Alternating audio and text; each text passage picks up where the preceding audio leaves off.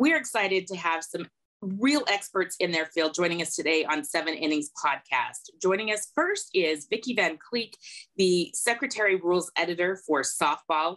And we have Steve McCown, our National Director of Officiating. So this is very exciting. So we get a lot of tweets. Amanda, I know you are getting a lot of tweets and questions about rules. So we thought we'd go right to the experts. So first, we're going to come in soft. Like this is going to be, like the warm-up period where the pitchers get before the game.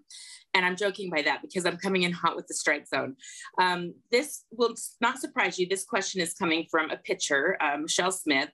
And she just wants to know about how are we interpreting the strike zone. So Vickie, I'll start with you and you give us the nitty gritty of the strike zone rules. And then Steve, you let us know how we are looking at it, how we're evaluating it post-game and looking at video review of how we can make that strike zone consistent. The strike zone consists of two factors: on the top of the ball, at the bottom of the batter's sternum, her chest area, and then the top of the ball at the top of the knee. So that's the framework, the basis for the strike zone. And that strike zone can be changing and evolving because everybody's body's different, right? Sizes are different. So the strike zone has to be fluid in that sense. Absolutely. Location of the pitch, location of the batter, size of the batter, and then obviously umpire judgment. I think that's where the inconsistency comes in is on judgment. We can't teach judgment. We don't have a budget for training aids. We're not the MLB. We don't give our feedback is our umpires going back and rewatching the game. So the only way we're going to get really better as a whole is if these colleges or these universities share their technology with us. And if that means going to camps, holding camps and having us come back and get feedback.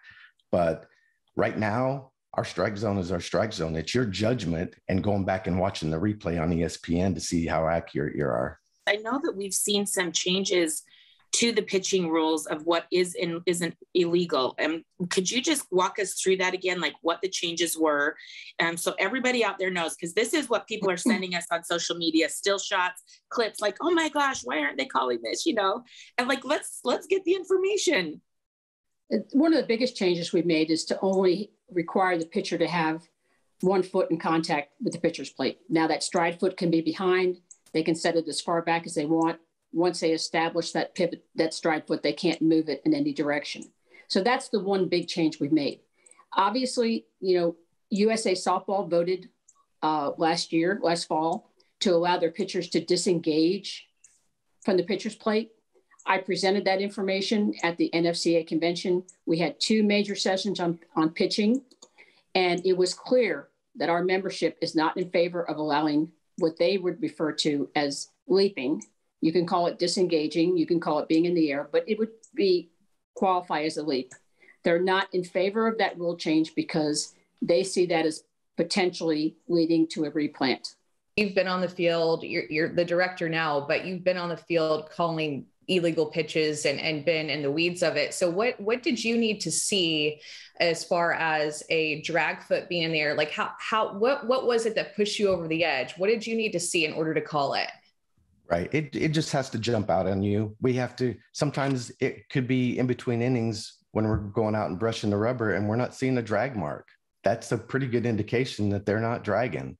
So we don't have any secret signals. We don't have any, we're not signaling our partner to, hey, now's the time to start calling it. There's none of that. We don't go in with prejudice. We just call it when we see it. The only indefensible part that we have in my eyes is that we have to be consistent.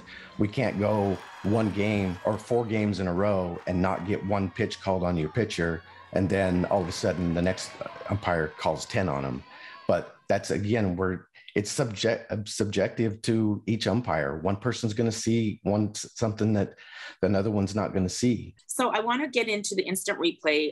It has been started in some conferences. We're seeing more of it spread around the country, but not everybody's doing it. How could you give us a broad assessment, Vickie, of how we think instant replay is going so far and impacting the game? Obviously, we have conferences that are using it, not a lot, and conferences that aren't. many conferences are going to add it on for their conference tournament, and even Division II and III will use it in their championship or postseason. It varies by how we do it. We have umpires, trained video review people sitting in an independent site, filtering all their video into there. We have umpires on the field reviewing their own plays. I think it clears up a lot of controversy in the game, but it obviously we're still on a learning stage. We're doing a lot of training, and we still have some kinks to work out. Love that we have replay review. I think people were shouting and saying, like, we need this, but now we're complaining about how long it takes. So I think that process will get quicker. Steve, how do you think the umpires have taken to this? We knew there were going to be issues. I mean, there's going to be a learning curve. We're going to make mistakes. Baseball's been using it for 4 or 5 years and even longer experimental, and they're still having issues. So we didn't go in thinking it was going to be perfect. Obviously, our struggle is with the differences between a centralized location where we have people actually reviewing it off-site and having to go into a monitor with 3 or 4 different angles, and even to the part where somebody's bringing an iPad and queuing it up on the field, which there are issues on that with that also. You're making the screen bigger and it's all pixelated and you can't see. So bottom line is if it's indisputable, we have to stick with the call. So there absolutely been struggles.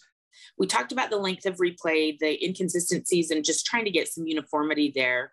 The one other thing I wanted to ask you all about was just the length of games right now. It feels like, I know we have talked at convention and our bosses have been very involved in making games go quicker and keeping in a window. And it feels like the length of games has gotten longer. What are we doing to address the length of games right now?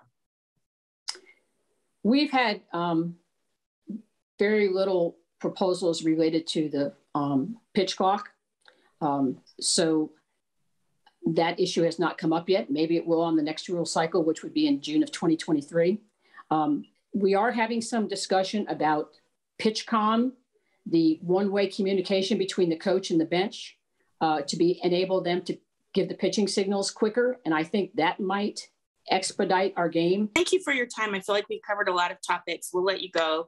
Vickie Van Kleeck and Steve McCown, we appreciate your time today, and thank you for supporting softball and all that you do.